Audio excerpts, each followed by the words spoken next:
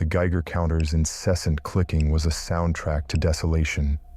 Each tick echoed the invisible decay saturating the air, the earth, everything. We stood at the edge, the threshold between the nervously monitored buffer and the true heart of the exclusion zone. Remains of Pripyat clawed at the bruised sky, monuments to a catastrophe frozen in time. But our path didn't lead to the ghost city today. It led into the trees. The forest pressed close, a dense, unnaturally vibrant green. Radiation, the unseen god of this place, had worked strange alchemy here. Some things withered, others grew twisted and rampant. It breathed a silence that wasn't peaceful, but watchful, waited. My hand rested instinctively on the heavy-duty flashlight clipped to my belt, though the afternoon sun still filtered weakly through the canopy. Old habits, investigator's habits. Always be ready. Beside me, Jake Nolan shifted his weight, the gravel crunching too loudly under his boots. His attempt at nonchalance was a thin veil over palpable anxiety. He kept adjusting the backpack straps, his gaze darting from the tree line to the rust-eaten checkpoint sign we'd bypassed, then back to the trees.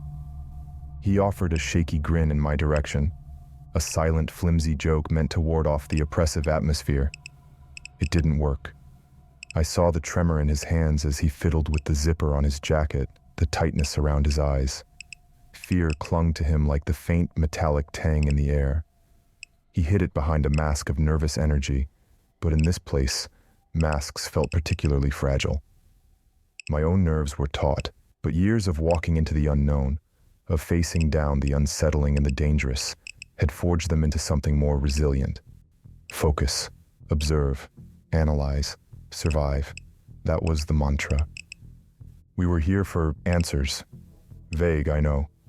The details weren't the point, not yet. The point was the anomaly, the whispers filtering out from this poisoned land, stories too persistent, too strange to ignore. Rumors of things moving in the red forest, things that weren't deer or wolves or boar as the natural world knew them. Distortions, aberrations. My job was to sift fact from panicked fiction, to find the source. Jake?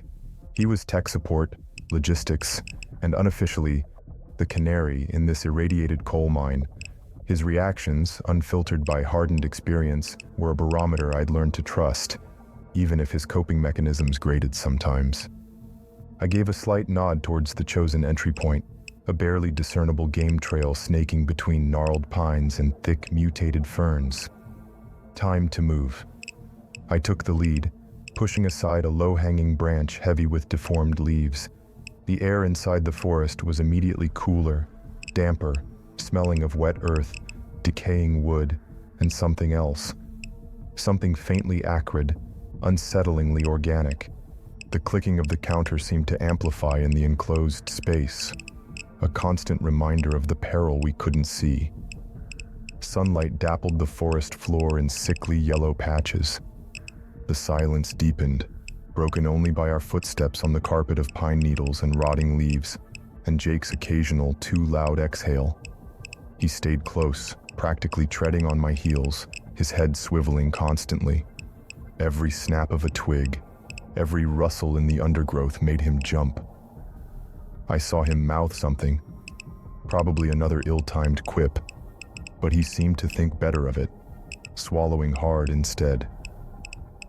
My own senses were straining, tuning out the Geiger counter's drone, listening for anything out of place.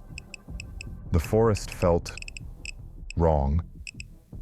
It wasn't just the visual oddities. Fungi puffing out spores in unnatural colors, trees with bark like peeling skin, bushes bearing thorns thick as fingers. It was a feeling, a pressure, the distinct sensation of being observed by something unseen, something patient. We pushed deeper. An hour passed, marked only by the slow crawl of the sun across the gaps in the canopy. The trail became less distinct, forcing us to navigate by landmark. A strangely bent oak, a cluster of rocks slick with weird phosphorescent moss. My eyes scanned constantly, not just the path ahead, but the periphery, The dense thickets, the high branches. Investigators' paranoia, perhaps, but here, it felt like prudent caution. Then, the first concrete sign. Not a sound, but a sight. Off to the left, partially hidden by bracken, lay a carcass. A wild boar, or what was left of one. It was huge, far larger than any boar I'd ever seen documented. But it wasn't just the size. The hide was torn open, ribs snapped like twigs.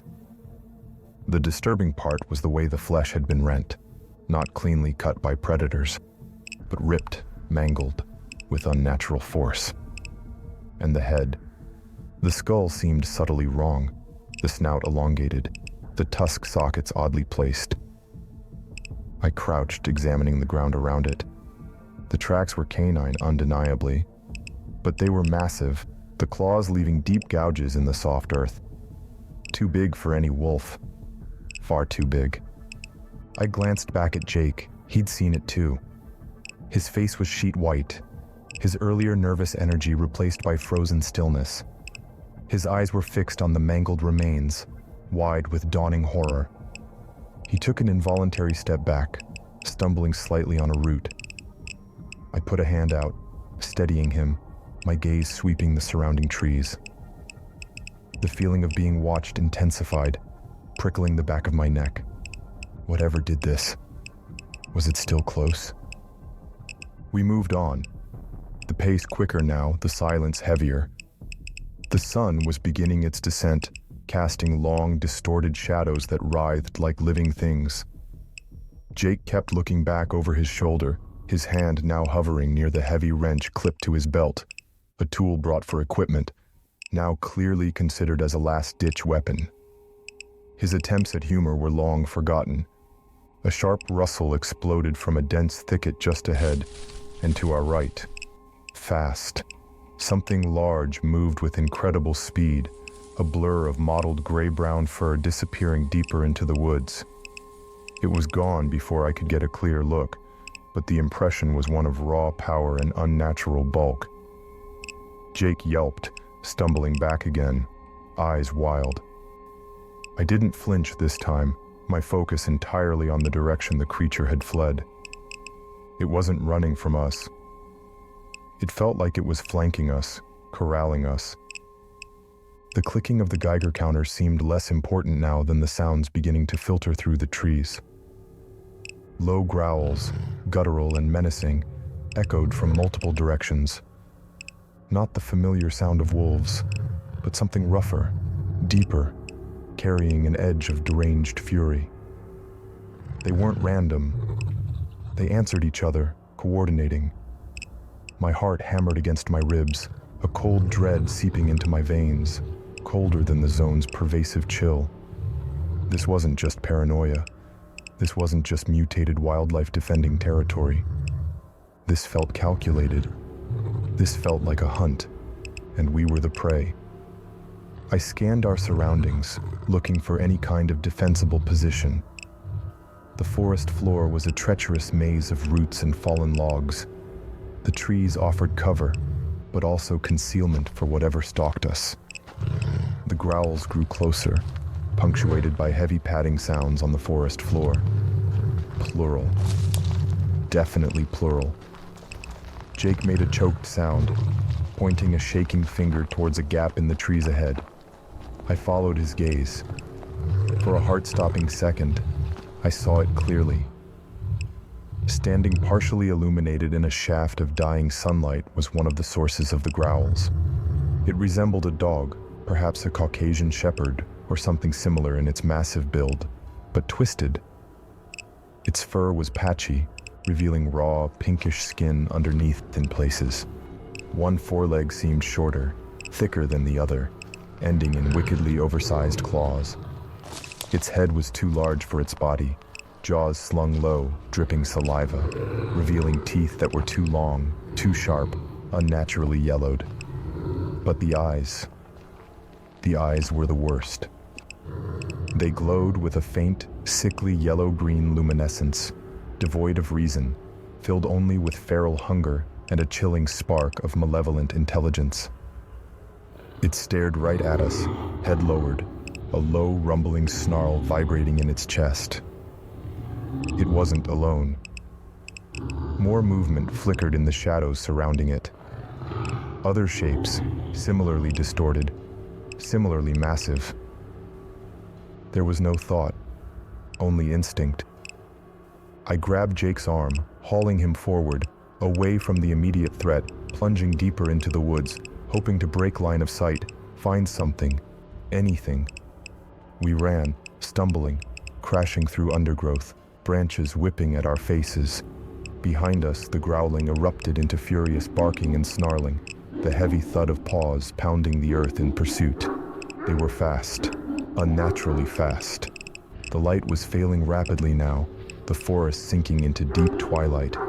Every shadow seemed to menace, every sound magnified the terror. Jake was gasping, struggling to keep up, his fear a tangible wave rolling off him. I risked a glance back. Glowing eyes, pairs of them, bobbed through the gloom behind us, gaining ground. At least 3 sets, maybe more. Ahead, a dark shape loomed, the crumbling brick wall of some long-forgotten structure, perhaps an old forestry building or farmstead, swallowed by the woods. A dead end, or maybe cover. I pushed Jake towards it, scanning the perimeter frantically. The wall was maybe 8 feet high, partially collapsed in sections, surrounded by thick, thorny bushes. No easy way over or around quickly. We were boxed in. We pressed ourselves against the cold, damp bricks, backs to the wall, facing the encroaching darkness.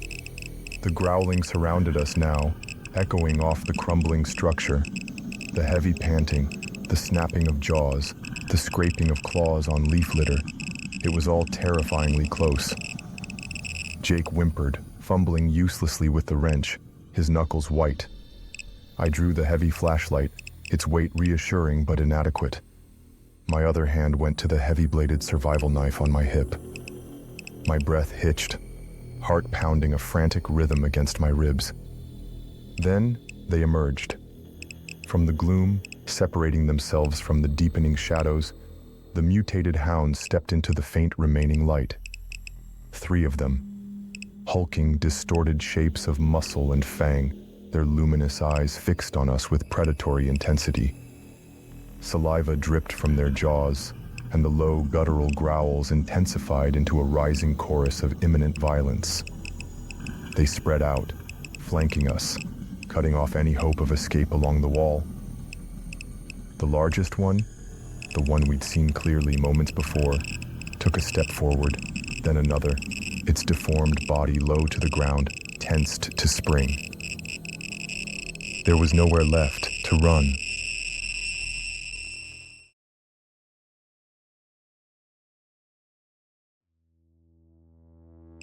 The world narrowed to the space between us and the approaching teeth.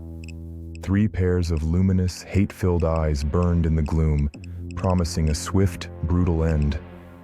The largest of the mutated hounds gathered its powerful, malformed haunches, muscles coiling for the killing leap. Beside me, Jake made a thin, ragged sound, half whimper, half gasp, pressing himself so hard against the crumbling brick he seemed to be trying to merge with it. My grip tightened on the heavy flashlight, the knife feeling pitifully small in my other hand. Investigator's analysis failed. There was no strategy here, no angle, only the primal, hopeless instinct to fight against the inevitable tearing of flesh and snapping of bone. Time stretched, each heartbeat a thunderclap against the backdrop of rising snarls. This was it. Then, sound. Not the growls of the hounds, but something else entirely. A low, guttural roar that wasn't canine, wasn't feline, wasn't anything easily categorized. It resonated deep in my chest cavity, a physical pressure wave that seemed to shake the very air, rattling the loose bricks in the wall behind us. It was distant, yet possessed a terrifying power, drowning out the hound's aggression in an instant. The effect on the dogs was immediate, profound. The lead creature froze mid-lunge, its snarl dying into a confused whine. All three beasts simultaneously flattened their ears, their glowing eyes darting nervously, not at us, but towards the source of the titanic sound echoing through the twilight forest. Their ferocious certainty evaporated, replaced by a primal, instinctual terror far greater than their predatory drive. They whined again, shuffling backward, claws scraping frantically on the packed earth and dead leaves. The roar came again, closer this time, punctuated by the unmistakable crack of a large tree trunk snapping like a twig. The ground beneath our feet vibrated. Whatever was coming, it was immense, moving with destructive force. The hounds needed no further convincing. With yelps of pure panic, they turned as one and bolted, melting back into the undergrowth, their earlier menace completely forgotten in their desperate flight from this new, infinitely greater threat. Silence descended, heavy and suffocating, broken only by the frantic thumping of my own heart and Jake's ragged, shallow breaths. The immediate danger was gone, vanished as quickly as it had appeared, but the relief was fleeting, instantly overshadowed by a new, more profound dread. What could possibly terrify those abominations? Another tremor shook the earth, more snapping wood, louder now. Something colossal was moving through the forest, paralleling the wall, perhaps 50 yards away. I didn't dare peek over the crumbling bricks. Didn't need to. The sheer scale of the noise, the vibrations, painted a terrifying picture. I caught glimpses through gaps in the foliage, movement that blotted out the last vestiges of twilight, a shape that seemed to absorb the light, impossibly tall, impossibly broad. It wasn't walking like any animal I knew. The footfalls were too heavy, too slow, yet covered ground with alarming speed. A thick, scaled texture, like ancient bark or reptile hide, flashed momentarily in my peripheral vision. A low, continuous rumbling, like stones grinding together, emanated from it. There was no thought of investigation now, no curiosity strong enough to override the primal scream of survival echoing in my skull. This thing, whatever it was, radiated an aura of ancient, implacable power. It wasn't hunting us, perhaps didn't even register our insignificant presence, but to be caught in its path would be annihilation. I grabbed Jake's arm again. He was still staring, mesmerized by horror, in the direction the hounds had fled. I practically dragged him, pulling him away from the relative shelter of the wall, back into the treacherous embrace of the woods, angling away from the direction of the approaching behemoth. We ran. Not like before, driven by the pursuit of tangible predators, but now fueled by the existential terror of something vast and incomprehensible. Darkness had fully claimed the forest. The Geiger counter's clicking was a forgotten rhythm. My flashlight beam cut a frantic, bouncing tunnel through the oppressive black, illuminating a nightmare landscape of grasping roots, thorny vines that tore at clothes and skin, and skeletal trees clawing at an unseen sky. The ground was uneven, treacherous. Twice I stumbled, catching myself at the last second, hauling Jake upright when he tripped. He ran mechanically, his face a pale blur in the intermittent splash of the flashlight beam, eyes wide and vacant with shock. Behind us, the sounds of the great creature's passage continued, a slow, destructive rhythm moving through the woods. It wasn't necessarily following, perhaps just moving inexorably towards its own unknowable destination. But its presence loomed, a terrifying pressure at our backs, urging us onward. Run faster. Don't stop. Don't look back. My lungs burned, legs screaming in protest. How long had we been running? Minutes? An hour? Time lost all meaning, subsumed by the immediate, desperate need to put distance between us and the horrors of this irradiated forest. I tried to maintain some sense of direction, vaguely navigating by the slope of the land, trying to head towards the perceived edge of the deepest contamination zone, back towards the buffer, towards sanity. But the darkness, the panic, the sheer alien nature of the woods disoriented me. Was that patch of glowing moss familiar? Had we circled back? We burst through a thicket of strangely brittle bushes into what seemed like a small clearing, the ground surprisingly flat and soft underfoot, covered in a thick layer of dead leaves. It felt stable, a brief respite. I risked slowing the pace for a second, gasping for air, sweeping the flashlight beam around. Trees ringed the clearing, their forms indistinct pillars of blackness. Nothing immediately threatening seemed visible. Then the ground beneath my feet shifted, not a tremor from the distant behemoth, but a localized subsidence. A soft, tearing sound. I looked down, flashlight beam pointing at my boots. The leaf litter was collapsing inward, revealing not solid earth, but a yawning blackness beneath. A choked cry ripped from Jake's throat as the ground gave way completely under him, a fraction of a second before my own footing vanished. There was a sickening lurch, the abrupt absence of support, the disorienting sensation of falling. The flashlight flew from my grasp, tumbling end over end, its beam momentarily illuminating crumbling earth walls rushing upwards before it too was swallowed by the void. Utter darkness, the sensation of plummeting, weightless yet terrifyingly fast. Wind roared past my ears, cold and damp, carrying the scent of deep earth and something else, something stagnant and ancient. I flailed instinctively, finding nothing but empty air. Jake's cry had been cut short. I couldn't hear him, couldn't see anything. Adrift in a freefall through absolute black. How deep was this? A sinkhole? An old mine shaft? A forgotten military bunker complex? Images flashed through my mind. The mangled boar, the glowing eyes of the hounds, the impossible scale of the thing that had scared them away. Had we escaped the horrors of the forest only to plunge into something worse buried beneath? The fall continued. Seconds stretched into an eternity. There was no sense of scale, no reference point, just the terrifying rush of air and the endless, suffocating darkness. Down and down we fell, into the bowels of Chernobyl's poisoned earth.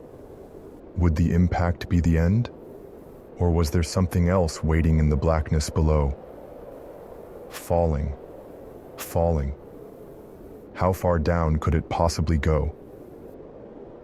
Would it ever stop?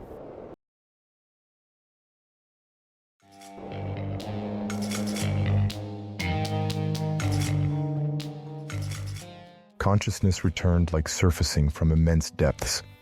Not gradually, but with a sudden jolting gasp that achieved nothing in the suffocating blackness.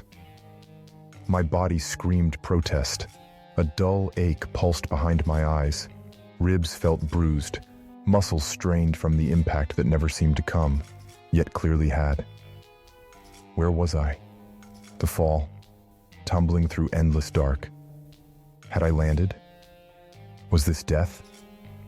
No, death wouldn't ache like this. I tried to push myself up, my hand sliding against something incredibly smooth, cold, and unyielding. Glass? Polished stone? I reached out with my other hand, encountering the same seamless, frigid surface directly in front of my face. Panic, cold and sharp, pierced through the fog of disorientation. Trapped. Buried alive. My breath hitched, coming faster now, useless puffs of air in the void. Jake. Where was Jake?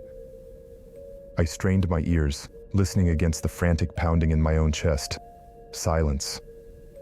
Absolute, profound silence, the kind that presses in, that feels heavier than sound itself. No groan, no breath, no sign of him. Had he landed elsewhere? Was he... I pushed the thought away. Focus. Survive. Find Jake. Slowly, cautiously, I got my feet under me, swaying slightly, One hand remained pressed against the smooth wall, my only point of reference in the sensory deprivation. I took a tentative step sideways, sliding my hand along the surface. It continued, unbroken. No seams, no texture, no handle, no switch, just cold, hard smoothness. I shuffled forward, my other hand outstretched, soon encountering another identical wall. A corridor? A cell? The air was still, cool, and unnervingly clean. No scent of earth, decay, or the radioactive tang from above. Only a sterile, neutral emptiness. I moved blindly, one hand trailing the wall, the other held out to avoid collision. Step after shuffling step into nothingness. Minutes crawled by. The disorientation mounted. Was I moving in circles? Was this space vast or tiny? Without sight, spatial awareness dissolved. The sheer featurelessness was terrifying, a sensory vacuum that threatened to swallow thought itself. Claustrophobia tightened its icy grip around my chest. My foot caught on something solid, metallic. I stumbled, pitching forward, hands thrown out instinctively. They hit the smooth wall, stopping my fall, but the object I tripped over clattered across the unseen floor. The sound, sharp and distinct in the oppressive silence, was jarring. Hope surged. Something other than smooth walls. I dropped to my knees, sweeping my hands across the floor. My fingers brushed against a familiar cylindrical shape. Ribbed plastic. A switch. The flashlight. Relief washed over me, potent and immediate. My thumb found the switch. Would it still work after the fall? After clattering across the floor? I held my breath, clicked it on. Light exploded, blindingly bright after the absolute dark. I blinked hard, spots dancing in my vision. The beam, though weakened and flickering slightly, stabbed through the blackness, hitting the surface in front of me, and reflecting back, hitting the surface beside me, reflecting back, hitting the surface behind me, reflecting back. Mirrors. I was surrounded by mirrors. Floor to ceiling, seamless panels of perfect reflective glass formed the walls of this corridor. My own image stared back, pale, wide-eyed, dirt-streaked from the forest, multiplied infinitely down intersecting hallways of light and reflection. A mirror maze. Beneath the Chernobyl Exclusion Zone?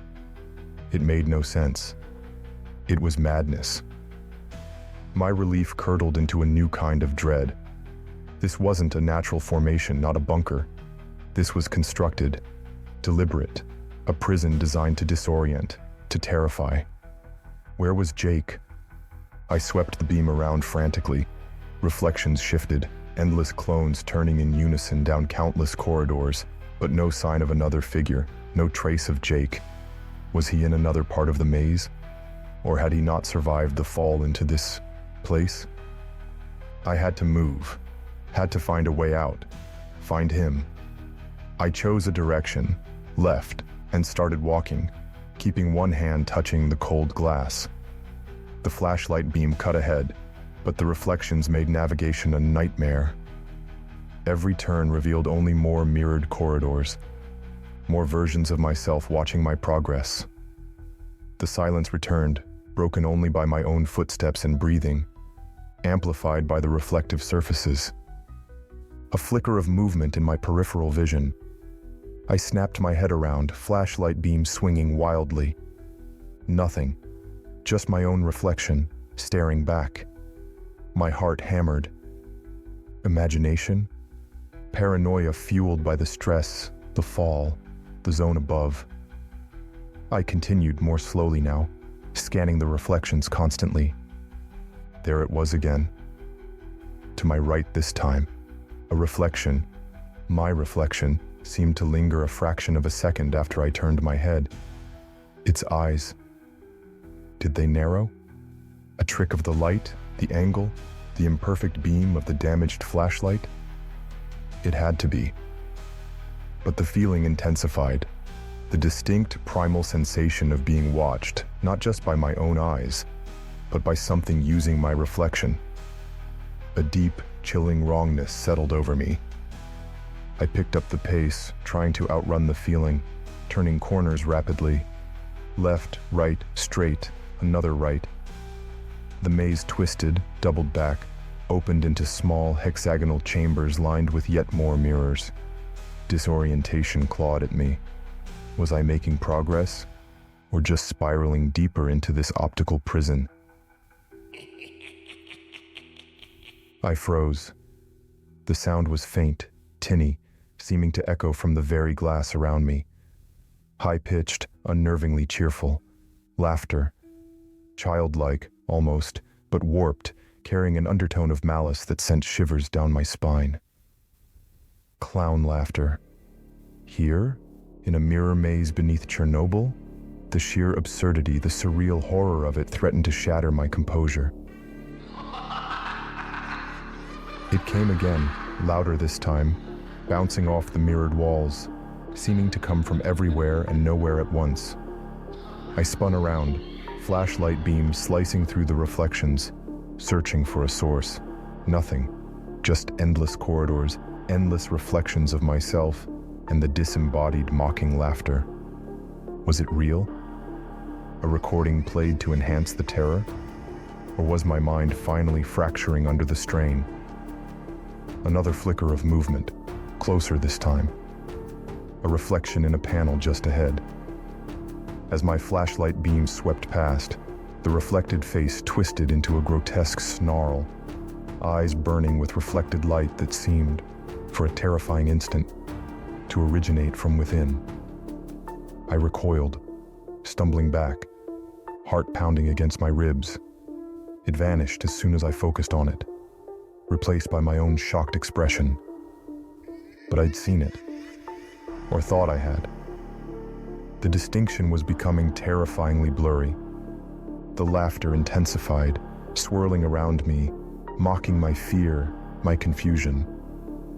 I pressed my hands against the mirror panels, searching desperately for a seam, a handle, a hidden catch, anything that wasn't smooth, cold glass.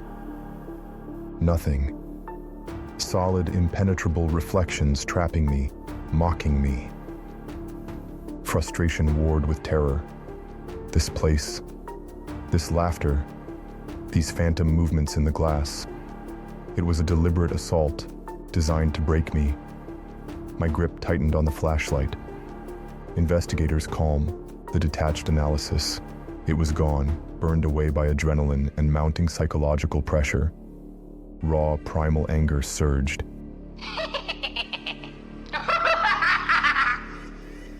The laughter reached a crescendo, sharp and piercing. That was it. Enough. With a guttural yell that was swallowed by the mirrored infinity, I swung the flashlight with all my strength against the panel directly in front of me. Crash! The sound of shattering glass was immensely satisfying, brutally loud. Shards exploded inwards and outwards, cascading onto the floor. The reflection distorted, fractured, then vanished, revealing another mirrored corridor behind it. A hollow victory. But the act itself, the violence against the maddening perfection, felt like a release. Fueled by desperate fury, I attacked the maze. Smash! Another panel shattered. Smash! Then another. I ignored the risk of cutting myself on the jagged edges, focusing only on destruction, on breaking through the illusion. Shards littered the floor, crunching under my boots. The laughter seemed to falter, momentarily drowned out by the sounds of destruction, before resuming, perhaps a little fainter now, a little less certain. I smashed through a fourth panel, then a fifth in the same direction, creating a ragged tunnel through the layers of the maze. Behind the sixth shattered mirror, there wasn't another reflection. There was darkness. A deeper, more solid darkness than the reflective blackness of the mirrors.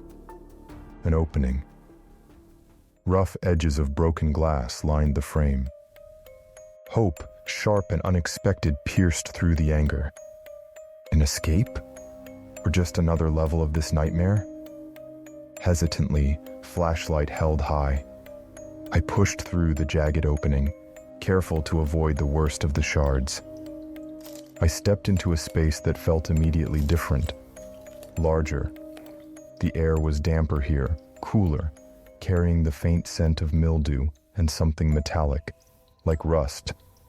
My flashlight beam, flickering more erratically now, swept across walls that weren't mirrored. They looked like rough-hewn rock, or maybe old, corroded metal plates bolted together.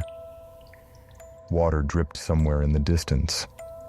The oppressive claustrophobia of the maze lessened slightly, replaced by the echoing vastness of an unknown chamber. My beam tracked across the floor, then up the far wall, and stopped. Cast starkly against the damp, discolored surface was a shadow. It was long, impossibly thin in places, bulging unnaturally in others, vaguely humanoid but distorted, stretched, like a figure seen through warped glass.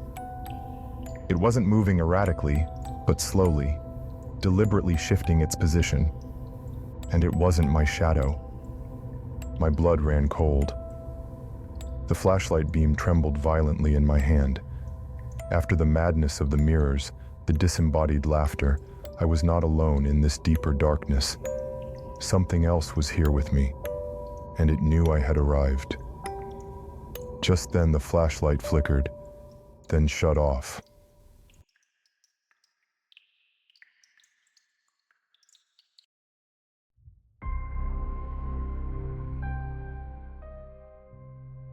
The shadow resolved itself with a sickening lurch in my gut. Slumped against the far wall, head bowed, limbs askew like a discarded marionette, was Jake. My relief at finding him alive was a fleeting, fragile thing, immediately crushed by the way he sat, the utter vacancy in his posture. The beam of my failing flashlight quivered in my hand, casting dancing, distorted shadows that made the small chamber pulsate with unease. I moved closer, cautiously, every instinct on high alert. Jake? The name was a silent scream in my mind, unvoiced. His head lolled up slowly. His eyes, when they met mine, were abysses, unfocused, reflecting no recognition, only a dull, terrifying emptiness. His face was smudged with dirt and something darker near his temple, a bruise blooming purple against pale skin from the fall, no doubt. But the physical injuries seemed superficial compared to the damage clearly wrought within.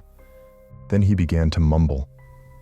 Not words, not language, but a soft, continuous stream of disjointed syllables, a river of babble flowing from some broken place deep inside him.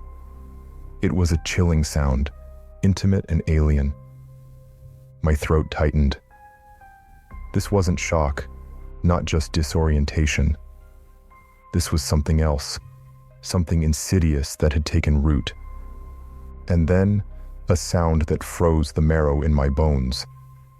Interspersed with the senseless murmuring, a sharp, high-pitched giggle erupted from him. It was identical, unmistakably so, to the clown laughter that had tormented me in the mirror maze. My blood ran cold. Was he the source? Had he been the source all along, his fractured mind somehow projecting that horror into the reflective prison? Or had the maze infected him, broken him and rebuilt him into this giggling, vacant shell? The implications were horrifying either way. My fear of the immediate surroundings, the unknown chamber, receded, replaced by a far more profound and personal dread.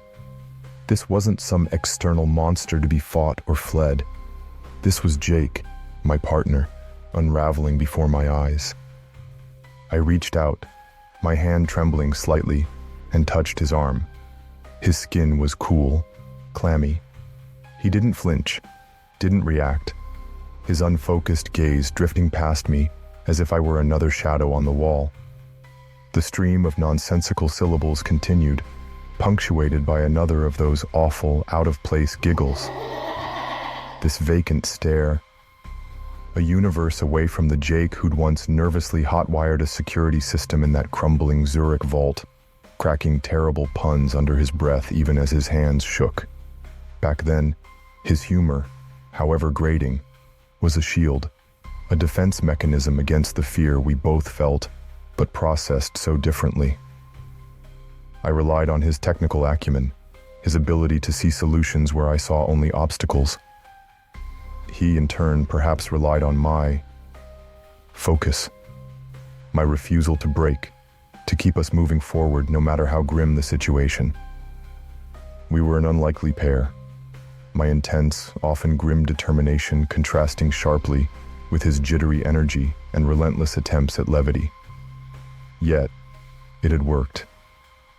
Through forgotten temples, haunted estates, and shadowy corporate facilities, our discordant partnership had somehow seen us through. Now, that shield was not just down, it was shattered, the humor twisted into this grotesque, mocking echo. I had to get us out of this constructed nightmare, away from the mirrors and whatever lingering influence they held. The room we were in, with its rougher walls, felt like a transition point.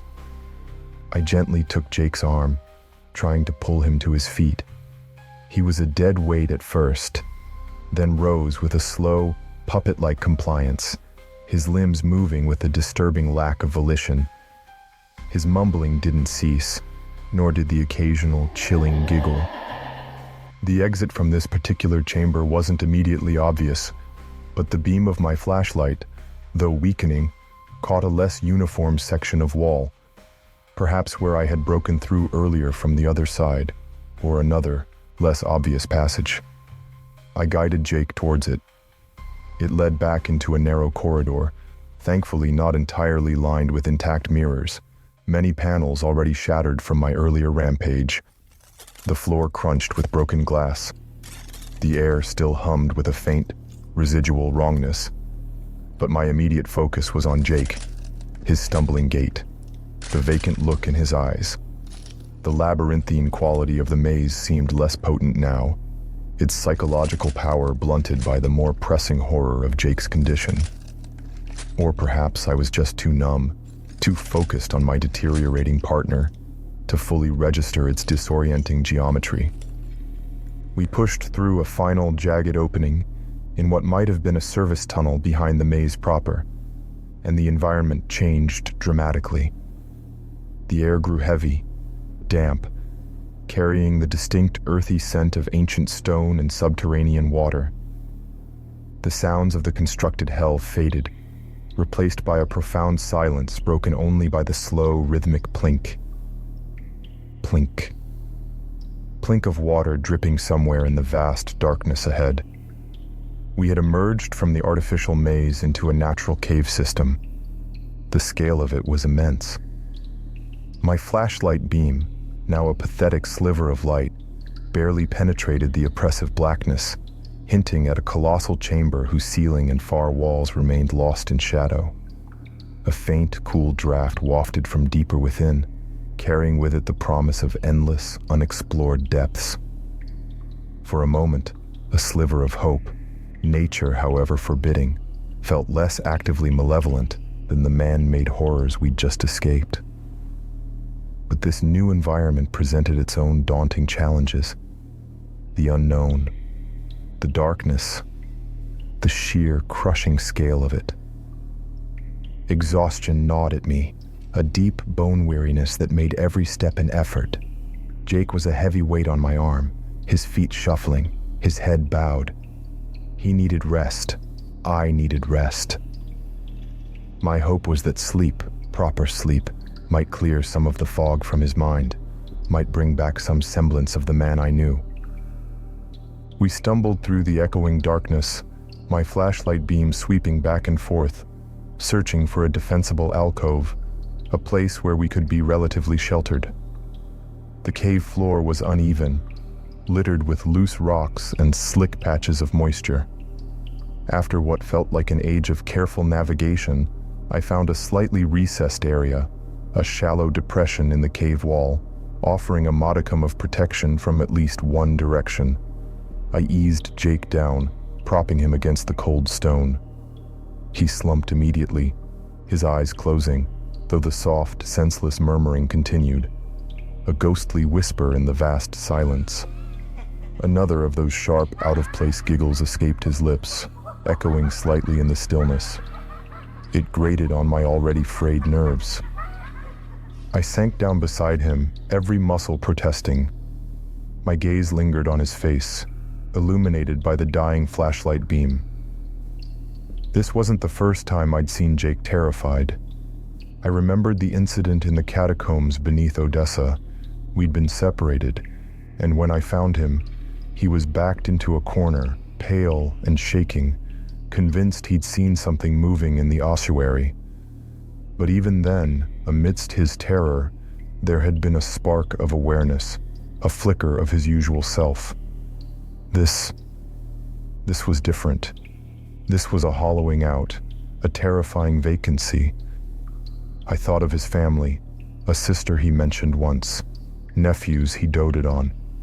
He kept their pictures in his wallet, showed them to me once during a particularly tedious stakeout, a rare moment of personal vulnerability.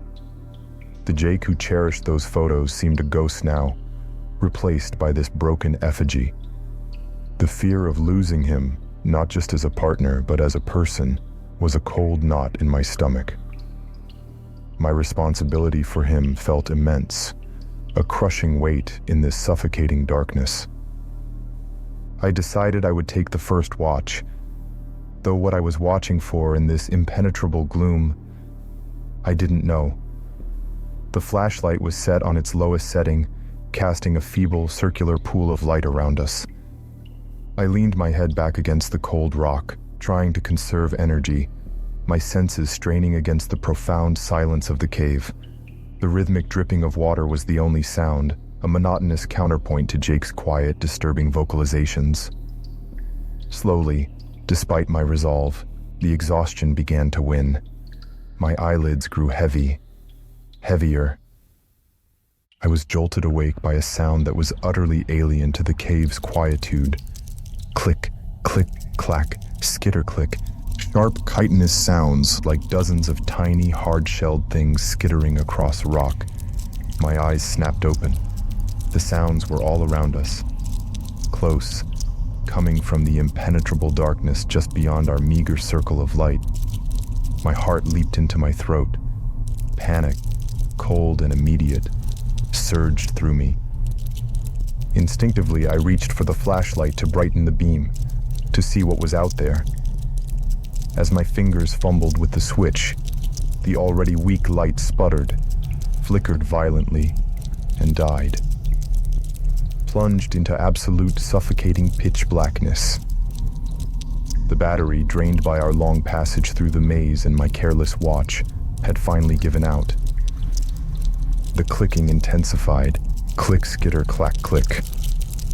It was closer now from multiple directions. I imagined small, unseen creatures, perhaps cave insects or something worse, drawn by our warmth, our presence.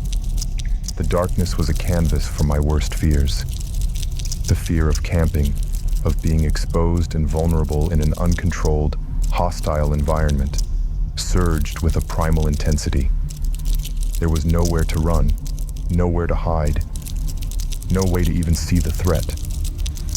Desperate, I did the only thing I could. I cupped my hands around my mouth and yelled, a raw, guttural sound of defiance and fear, hoping to startle whatever was out there. I clapped my hands sharply, slapped the rock wall beside me. Anything to break the silence, to assert our presence, to perhaps scare away these unseen denizens of the dark. My sudden burst of noise seemed to rouse Jake.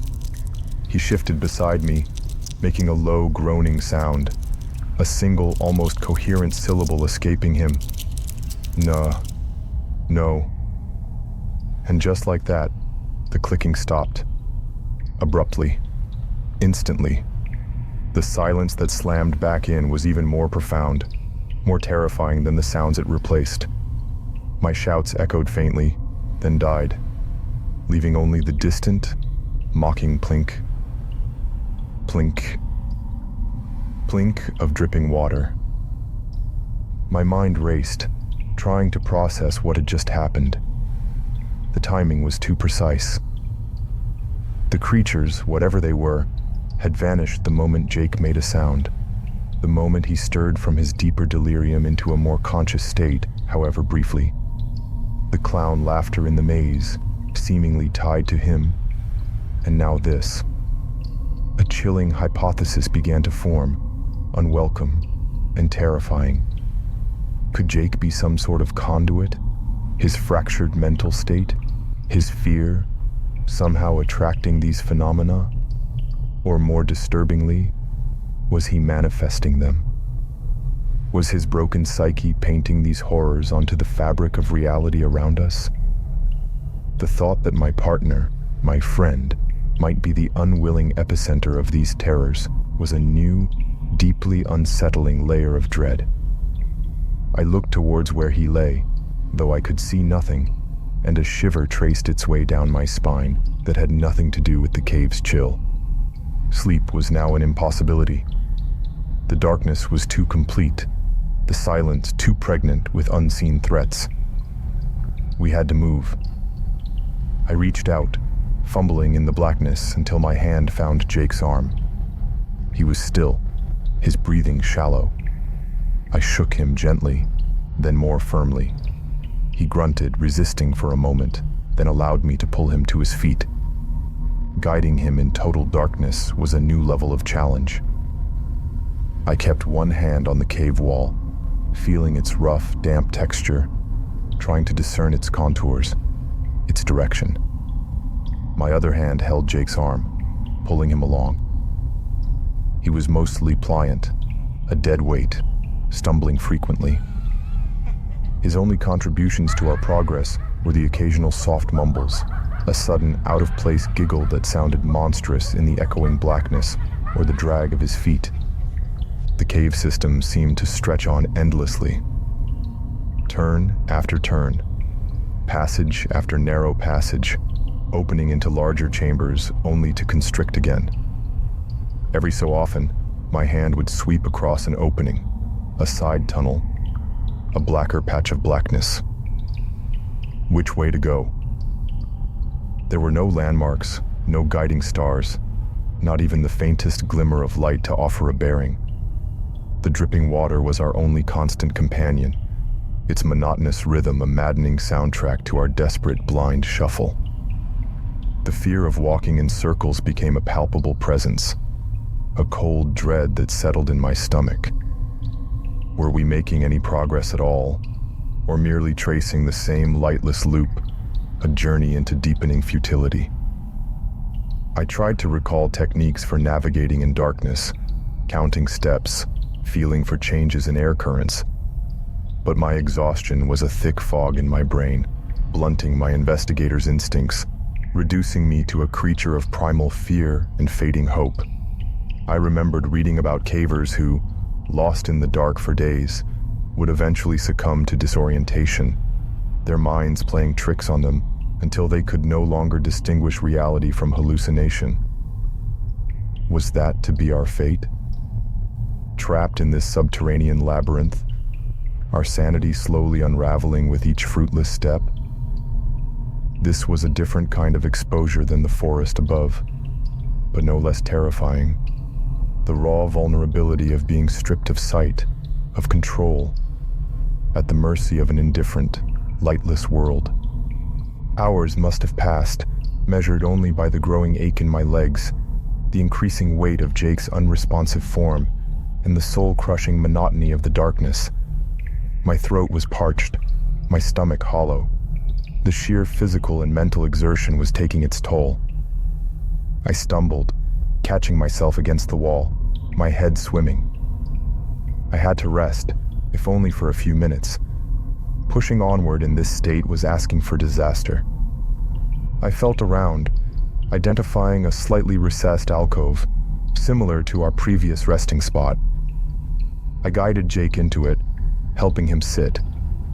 He slumped immediately, his head falling forward. The mumbling had all but ceased, replaced by shallow, irregular breaths. I sank down beside him, the rough stone cold against my back. My eyelids felt like lead weights, The urge to simply surrender to the darkness, to let oblivion take me, was a seductive whisper. Jake, I thought, the name a silent plea. I reached out, found his shoulder and gave it a gentle squeeze, a gesture meant to convey 1,000 things. Stay awake, keep watch, we're in this together. But as I touched him, felt the slackness of his muscle, the slight tremor that ran through him, a profound wave of doubt washed over me. Was this even Jake anymore? The person I was guiding, the one I was relying on, however tenuously. Was it the partner I'd faced countless dangers head-on with? Or was it merely a shell, animated by the creeping tendrils of madness that had taken root in this cursed place? Could I trust him with anything? Even the simple act of remaining still while I tried to gather my strength? The thought of closing my eyes, of surrendering my vigilance with this shell of the man I knew beside me, was terrifying. Yet I had no choice. My body was screaming for respite. I leaned my head back, took a deep, ragged breath, and let my eyes close. The blackness behind my eyelids was indistinguishable from the cave zone. For a blissful second, there was only the sensation of letting go.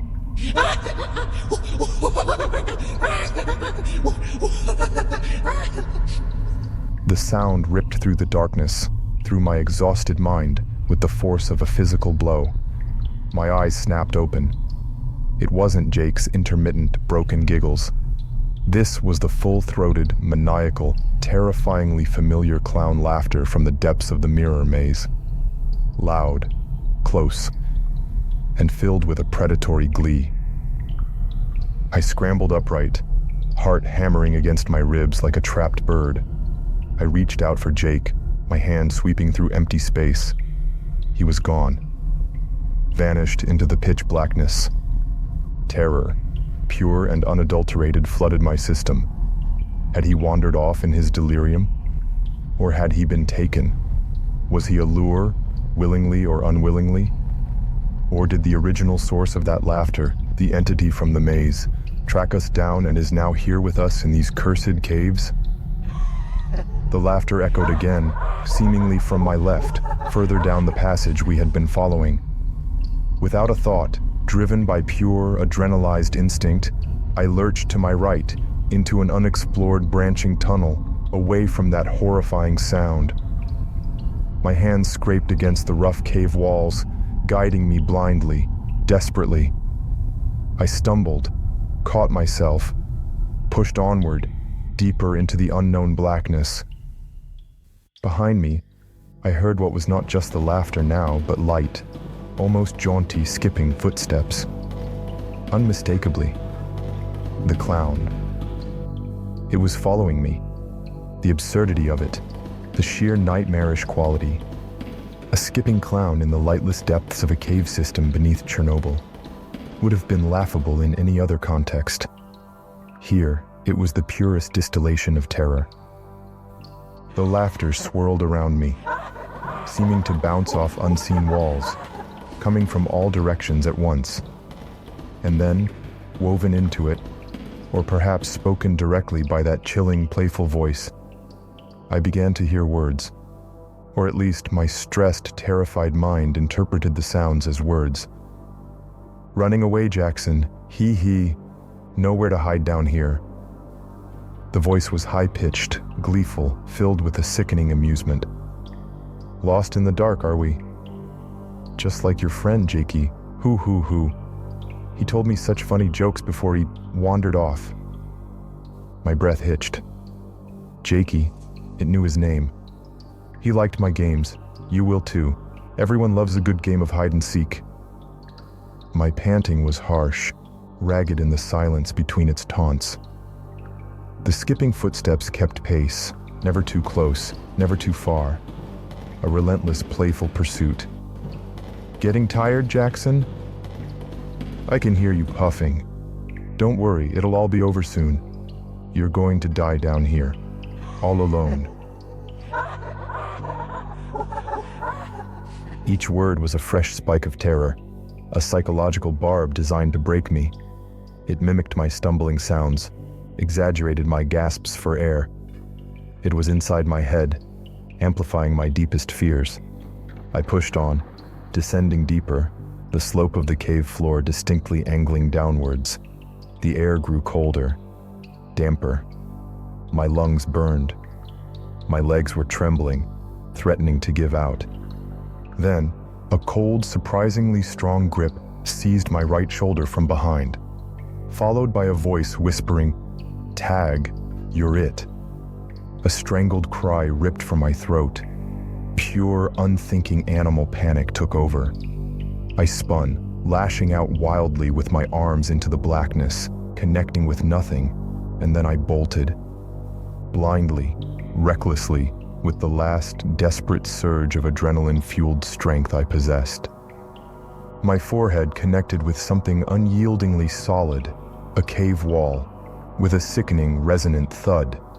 A supernova of white-hot pain exploded behind my eyes. My legs buckled. The world, already an abyss of blackness, began to spin, to tilt, to recede.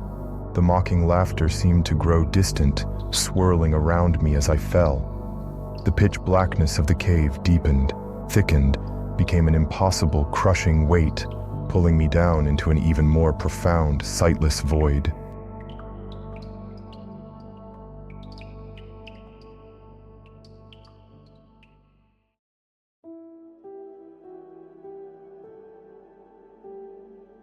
The blackness was a living thing, a crushing weight that pressed in from all sides, absolute and suffocating. Pain throbbed in my skull, a dull, echoing counterpart to the phantom skipping footsteps and mocking laughter that had hounded me into unconsciousness. My last sensation was the brutal impact against unyielding stone, the universe collapsing into an even deeper shade of void. How long had I been out? Seconds? Minutes? Time had no meaning in this lightless tomb. My thoughts, sluggish and fragmented, drifted. This oppressive, malevolent darkness, the feeling of being pursued by something gleefully cruel. It wasn't entirely new. A memory, sharp and unwelcome, surfaced from the depths of my battered consciousness. A flashback so vivid it momentarily eclipsed the throbbing pain in my head and the cold dampness of the cave floor beneath me.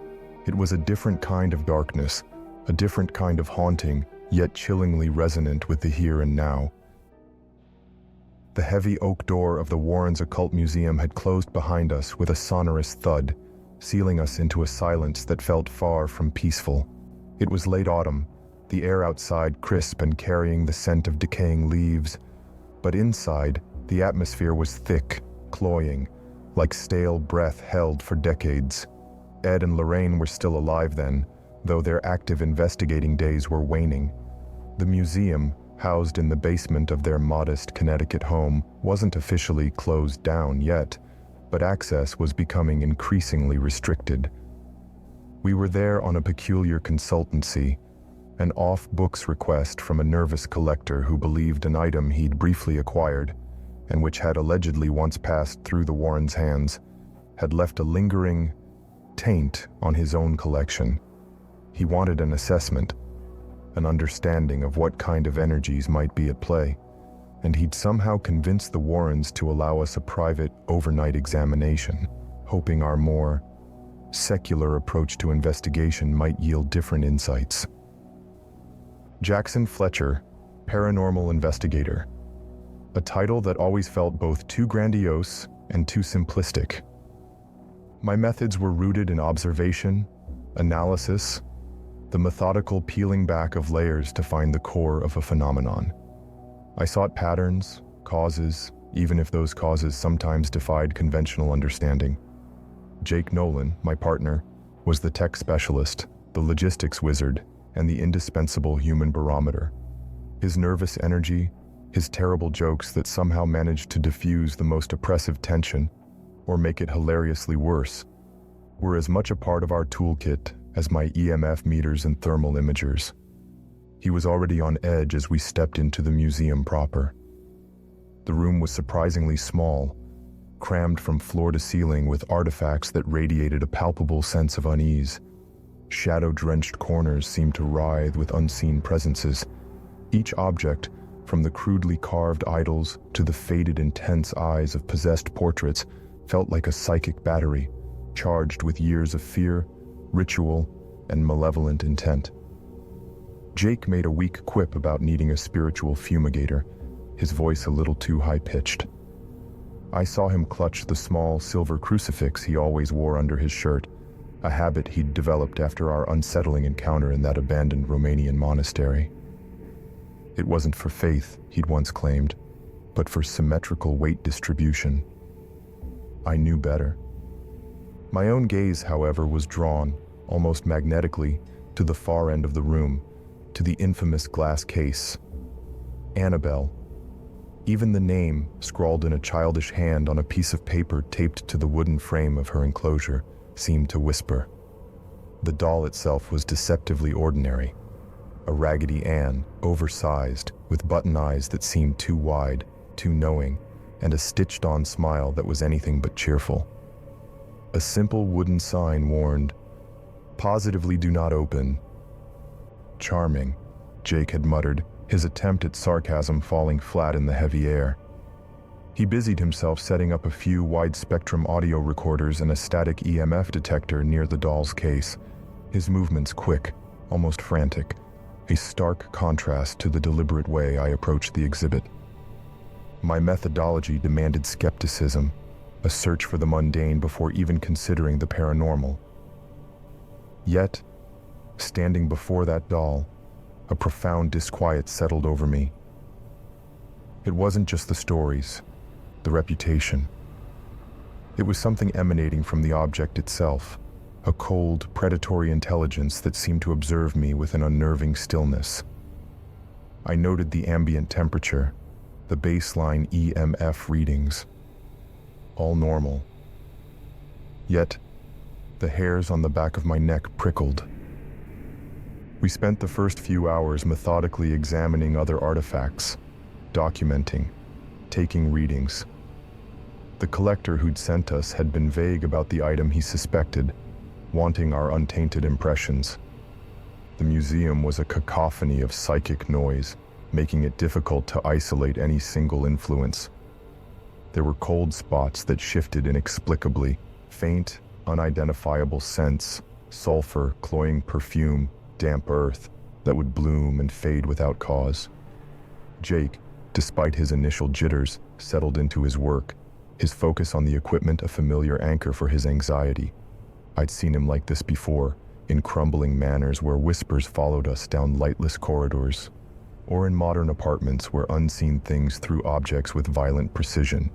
His fear was a constant, but so was his professionalism.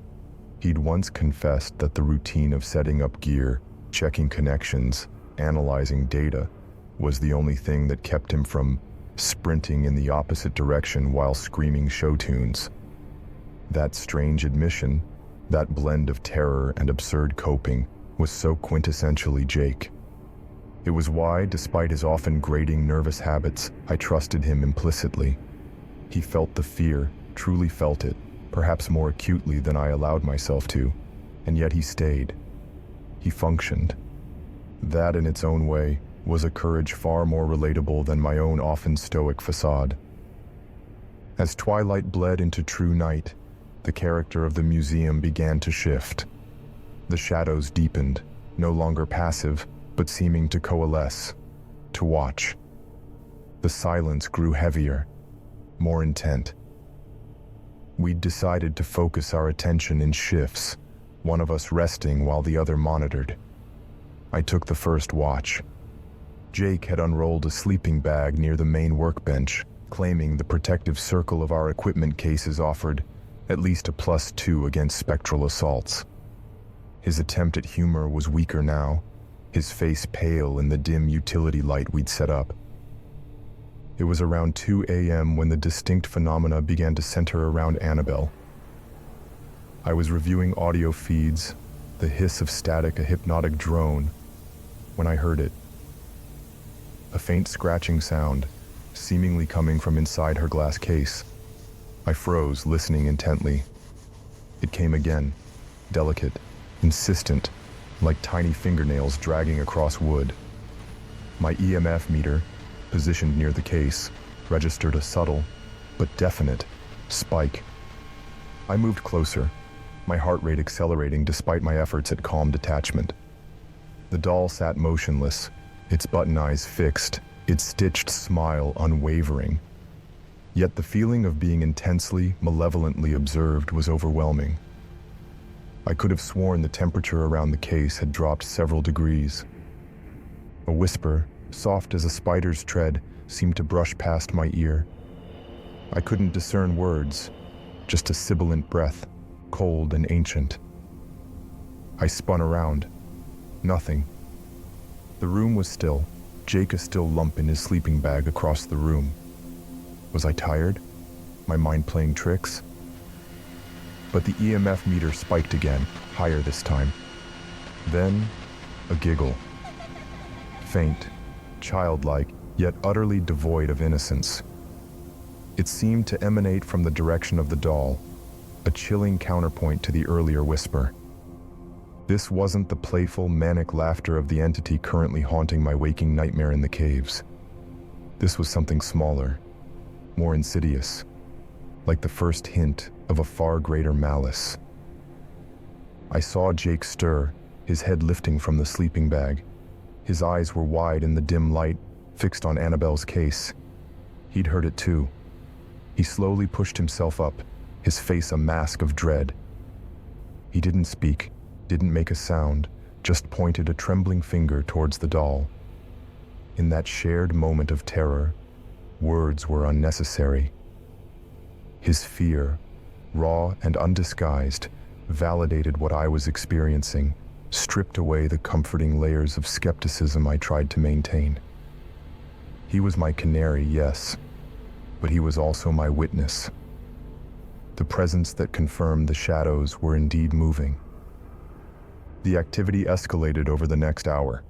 Small objects on nearby shelves rattled.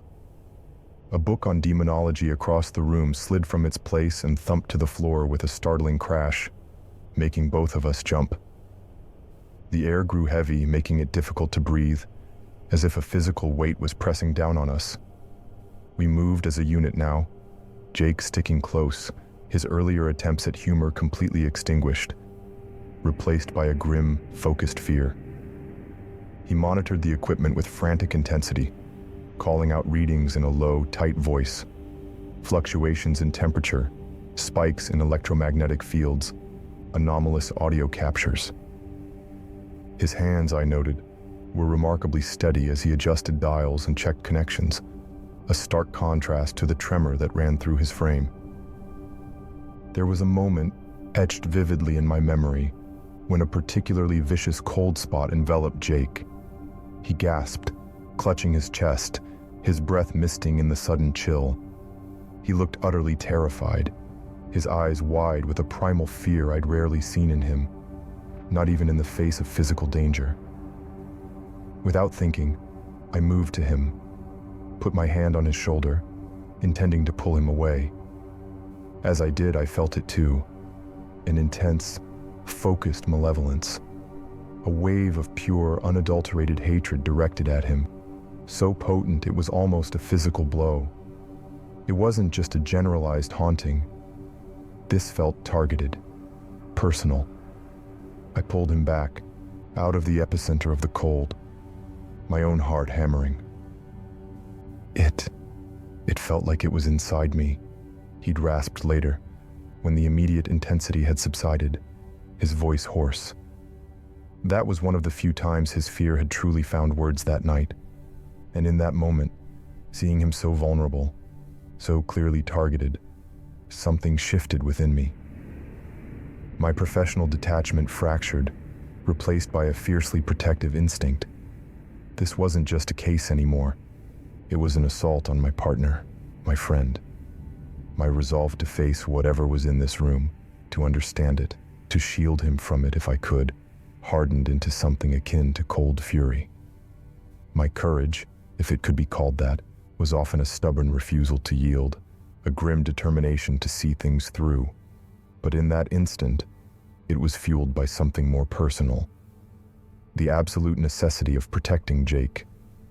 He was the one who felt these things so acutely, the one whose sensitivity made him both an invaluable asset and a vulnerable target. My role was to be the bulwark. The climax of the night wasn't a dramatic, Hollywood-style explosion of paranormal activity, but something far more insidious and psychologically wearing. The doll itself never visibly moved, never flew across the room, but its presence became a suffocating weight, the focal point of a creeping dread that permeated everything. We began to hear faint, childlike humming, a discordant lullaby that seemed to slither from the very walls. Shadows in the periphery of our vision took on fleeting, grotesque shapes. Reflections in the glass of other display cases seemed to distort, faces appearing for a split second where none should be. We were both on edge. Sleep an impossibility. Jake, despite his evident terror, manned a portable thermal imager, his sweeps of the room methodical, his breathing shallow. It was during one of these sweeps that he suddenly froze, his hand tightening on the imager. He didn't speak, just made a choked sound and pointed the imager's small screen towards me. I looked. The display showed the room in shifting blues and greens, with our own warmer signatures in yellows and reds. But near Annabelle's case, a small child-sized cold spot was visible, a deep blue that was almost black. And within that cold spot, for a fraction of a second, the thermal signature shifted, took on a vague, almost translucent human-like form, before vanishing. "Did you?" Jake's voice was a bare whisper. I nodded, my own throat tight. We'd both seen it. A fleeting glimpse of something. It was then that I realized the crux of my own courage, the foundation of my ability to face these things. It wasn't an absence of fear. I felt fear, a cold knot that tightened in my stomach in places like this, when the veil between worlds grew thin. But Jake was the key. His presence, his shared experience, transformed the terror from a solitary descent into madness, into a battle fought on two fronts. His fear, so palpable, so honest, paradoxically gave my own resolve a firmer footing. If he could endure this, if he could function through this, then I had to as well. More than that, I had to be the stronger one, the steady hand, because he relied on that. And in that reliance, in that unspoken contract of mutual support forged in countless encounters with the inexplicable, I found a strength I might not have possessed alone. He was the sounding board for the unbelievable, the confirmation that what I was experiencing wasn't just a product of an overactive imagination or stress. He made it real, and in making it real, he made it something that could be confronted, analyzed, and hopefully survived. Without him, I often wondered if I would simply dismiss the truly anomalous, retreat into the safety of pure skepticism, and miss the very truths we sought. Or worse, succumb to the fear without an anchor. The remaining hours until dawn were a blur of heightened senses, oppressive atmosphere, and the constant wearing feeling of being watched, judged, and found wanting by the myriad of contained evils within that basement. We didn't speak much. There was nothing left to say. We merely endured, side by side, two solitary figures against a tide of unseen malevolence. As the first faint rays of gray dawn began to filter through the basement window, the oppressive atmosphere seemed to lessen, the shadows to retreat slightly. The activity didn't stop entirely, but it receded, like a tide going out, leaving behind a residue of profound unease. We left the Warrens' Occult Museum as soon as it was respectfully possible, the rising sun feeling like a physical balm.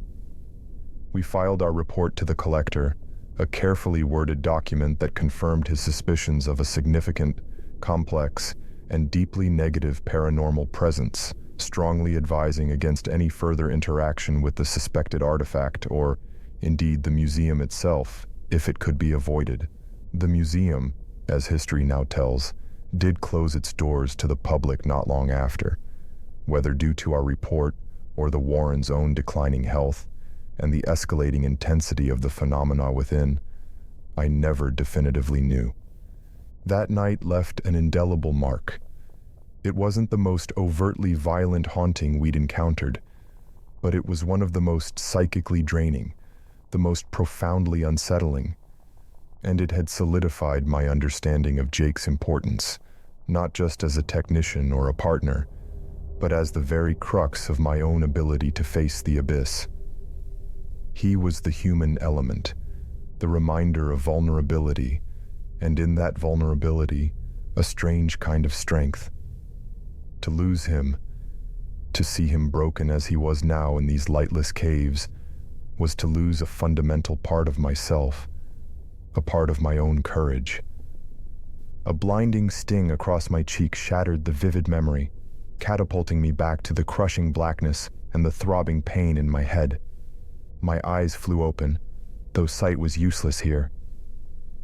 I gasped, disoriented, my hand flying to my face where the slap had landed. Then, a hand grasped my arm, firm, reassuring. Not the cold, terrifying grip of the clown entity, but warmer, familiar. And a sound, a guttural vocalization close to my ear, concerned, urgent.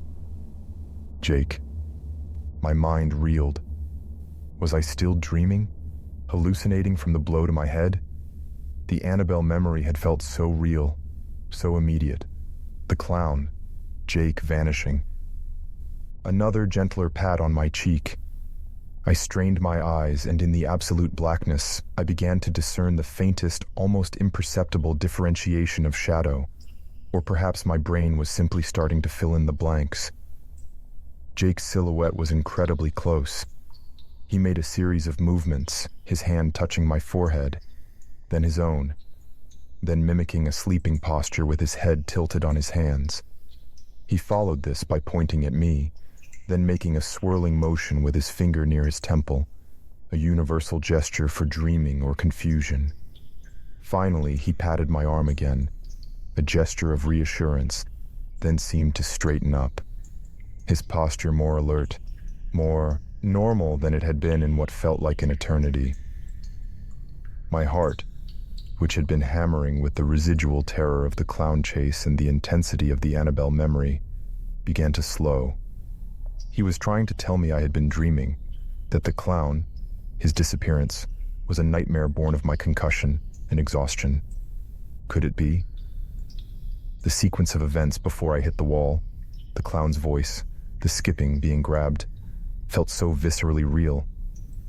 But Jake was here now, and he seemed lucid. He shifted, and a faint, almost ethereal glow bloomed beside him. It took me a moment to realize what it was. During our earlier foraging in Pripyat, before the forest nightmare, Jake had picked up a small, novelty keychain, one of those trinkets with a tiny LED light powered by a button battery, clipping it to his pack for emergencies or impromptu finger puppet shows. I dismissed it as another of his frivolous acquisitions. Now that tiny, almost useless light cast just enough of a ghostly radiance to confirm what his gestures had implied. His face, illuminated in the faint, cool white glow, was no longer vacant. His eyes, though still bearing the shadows of our ordeal, were focused, alert. He looked tired, deeply so, and there was a new line of worry etched around his mouth. But the terrifying emptiness, the chilling giggles, the mindless babble, they were gone. He offered a weak, shaky approximation of a smile, a pale imitation of his usual grin, but it was undeniably Jake. Relief, so potent it was almost painful, washed through me. The sleep, the period of unconsciousness after I'd hit the wall, or perhaps his own period of rest while I was out, it must have somehow broken the fever of his delirium, allowed his mind to reset. The alternative, That my recent terrors were purely a hallucination was both comforting and deeply unsettling. Had my own mind become so untrustworthy? Jake didn't press the issue. He simply squeezed my arm, then made a gesture, a sweep of his hand towards the unexplored darkness of the tunnel, indicating we should move. I nodded, still trying to reconcile the vividness of my nightmare with this new reality. But the immediate, overwhelming fact was that Jake was back. My partner was here, seemingly whole, and that was a lifeline I clung to with desperate gratitude. We continued our slow, painstaking exploration of the cave system. Jake, now lucid, moved with a renewed if cautious purpose. The tiny LED, though pitifully weak, was a vast improvement over total blackness, allowing us to avoid the worst obstacles, to discern the basic shapes of the passages. He held it high, aiming its meager beam, while I once again took point, feeling the walls, testing the ground. His presence beside me, alert and responsive, was an immeasurable comfort, a restoration of balance. The crushing weight of solitude, the terror of facing the unknown with an unraveling partner, lifted. We moved for what felt like another hour. The silence of the caves broken only by our soft footsteps and the ubiquitous dripping of water. Then I felt it, a subtle shift in the air. A faint current, almost imperceptible, brushing against my face, carrying a different quality, a hint of something other than the stagnant, earthy dampness we'd grown accustomed to. It seemed to be coming from a branching tunnel to our left. Jake, his senses apparently sharpened by his return to lucidity, noticed it too, pausing and tilting his head in that direction before looking at me with a questioning gaze. I nodded. It was the first real lead, the first hint of change we'd had in what felt like days. We followed the subtle current down the new passage. It was narrower than some of the others, the walls closing in, but the air definitely felt fresher, carrying a faint, almost metallic tang, and a peculiar underlying hum that I couldn't quite place, felt more than heard. The tiny LED beam bobbed ahead, a small beacon of hope in the immense darkness. After perhaps another 20 minutes of careful progress, Jake, who was slightly ahead with the light, stopped abruptly. He made a soft, astonished sound, his arm shooting out to halt me. I peered past his shoulder, and my breath caught in my throat. Ahead, the narrow passage opened into a vast chamber, and from within it emanated a soft, ethereal glow. Not the pinpoint of an exit to the surface, but a diffuse, widespread luminescence that painted the rough rock formations at the tunnel's mouth in ghostly hues of blue and green. Hope, mixed with a healthy dose of trepidation, surged through me. We stepped out of the passage and into the chamber. It was immense, larger by far than any we had yet encountered. The ceiling soared out of sight into darkness beyond the reach of the glow, and the far walls were hazy, distant shapes. The source of the light was the walls themselves.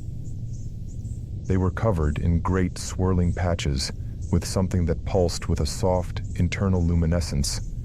Vast colonies of phosphorescent fungi, perhaps, or mineral veins imbued with some strange, subterranean radiance, or even, as I looked closer, countless tiny, bioluminescent insects clinging to the rock.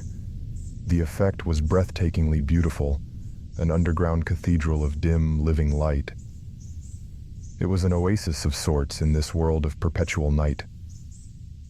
We moved deeper into the glowing cavern, our footsteps echoing slightly in the vast space. The air here was definitely different, carrying that faint metallic tang more strongly, and the low hum was more perceptible. Jake swept the tiny LED around, its weak beam almost swallowed by the chamber's own soft light, his expression a mixture of awe and caution. I scanned the area, my investigator's instincts, subdued by exhaustion and fear, slowly reawakening. What was this place? What created this light? It was, as I was examining a particularly vibrant patch of glowing moss, that I heard it. A soft splish, splash, splish. My head snapped up. The sound was like bare feet, or perhaps something with soft pads, moving through shallow water or across wet stone. It was quick, light, and furtive. Then another from a different direction, and another. Jake had heard it too. He froze, his head cocked, the faint LED beam jittering in his hand. The scampering sounds grew more numerous, echoing faintly from the shadowy peripheries of the vast chamber, just beyond the full reach of the phosphorescent glow. They were all around us, quick, furtive movements, the patter of what sounded disturbingly like many small, human-like feet. We were surrounded. My skin crawled. Cave people? Some isolated primitive tribe that had adapted to this lightless world? Or something else entirely, something born of these strange, glowing depths? The thought of unseen eyes watching us from the deeper shadows, of unknown intentions, sent a fresh wave of unease through me. Suddenly, a sound ripped through the chamber, so loud, so powerful, it seemed to shake the very stone beneath our feet. A deep, booming hoot. It wasn't human, not animal in any conventional sense. It was like the call of some colossal nocturnal bird, or a vast, bellows-lunged creature of the abyss, filled with primal authority and a terrifying resonance. It seemed to come from high up, from the unseen reaches of the cavern's ceiling. The scampering sounds stopped instantly. A dead, ringing silence fell, thick with anticipation. Then, a tremendous crack, like a giant whip snap or a colossal stone shifting, echoed from above, immediately followed by a rushing, sighing sound, as if a great wind was sweeping through the upper reaches of the cavern. And in that same instant, every patch of phosphorescent light on the cavern walls, every glowing insect, every radiant fungus, extinguished. All at once, as if a switch had been thrown. The vast, beautiful, ethereal chamber was plunged into absolute, shocking, impenetrable pitch blackness.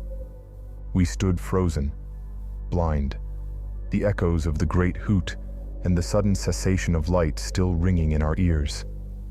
The silence that followed was a crushing weight, made heavier by the knowledge that we were not alone. The scampering things were still out there in the dark with us, silent now. And above, the entity that had commanded the darkness, the source of that terrifying hoot, remained an unseen, unknown, and infinitely more powerful presence. The faint hum of Jake's tiny LED was a forgotten memory, its battery long dead. We were back where we started, in the dark, hunted and terrifyingly vulnerable.